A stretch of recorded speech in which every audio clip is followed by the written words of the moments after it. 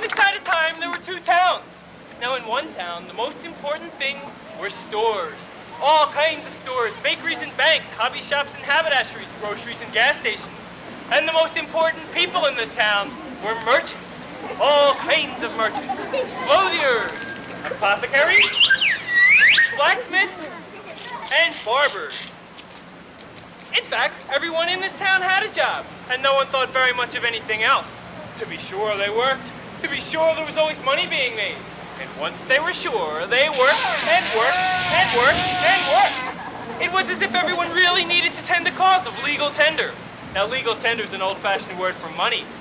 In the other town, the most important things were trees. All kinds of trees, juniper and jasmine, pomegranate and pine, chestnut and cherry. And the most important people in this town were poets. All kinds of poets. Writers, and singers, and players, and dancers. In fact, everyone in this town wrote, or sang, or played, or danced. And no one thought very much of anything else. To be sure, they worked. To be sure, everyone always had enough to eat and wear. And once they were sure, they wrote, or sang, or played, or danced. Here, money had never been invented.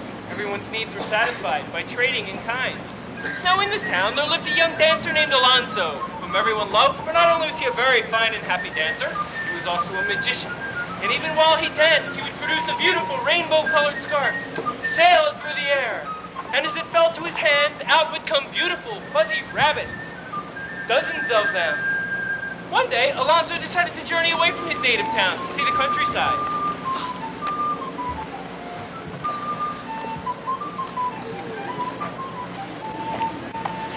After 2 days of strolling, he came to the other town.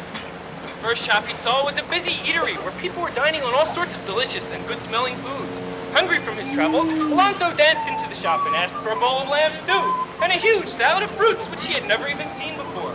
He was most thankful for their kindness in giving him this food. What a fine and generous people, he thought. Since the people had enjoyed his dancing when he first came into the shop, Alonso decided to return the favor of their feeding him by dancing for them.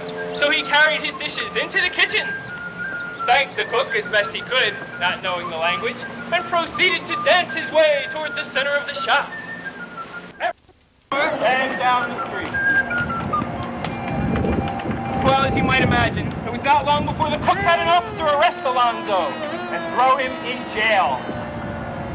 And so as night fell, and the evening's coolness settled on the town, Alonso found himself once again accommodated by this wonderful people's generosity.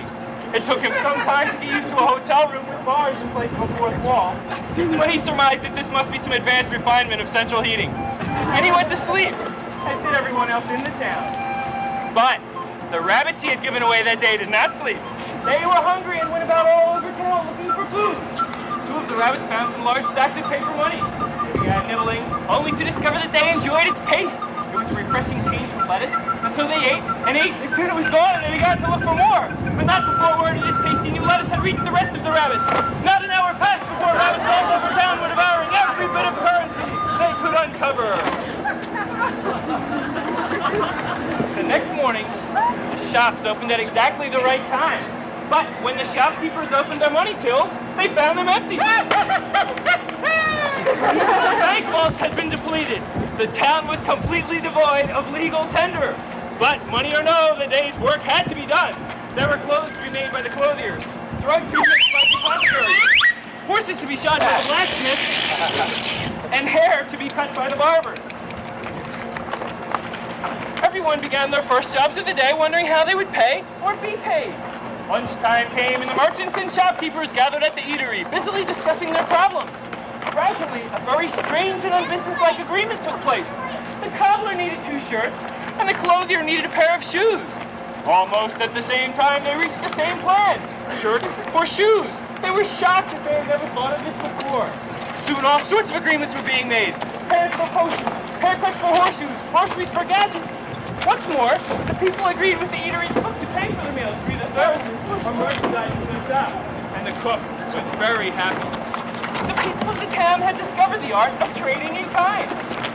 Suddenly, the cook realized that the young dancing magician had done the day before. He had paid for his meal.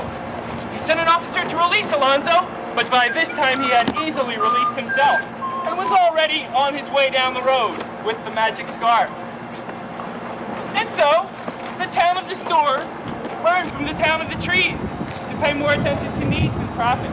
Commerce became a trade in kindness, and when money was restored, you can be sure the citizenry tended the cause of legal tenderness.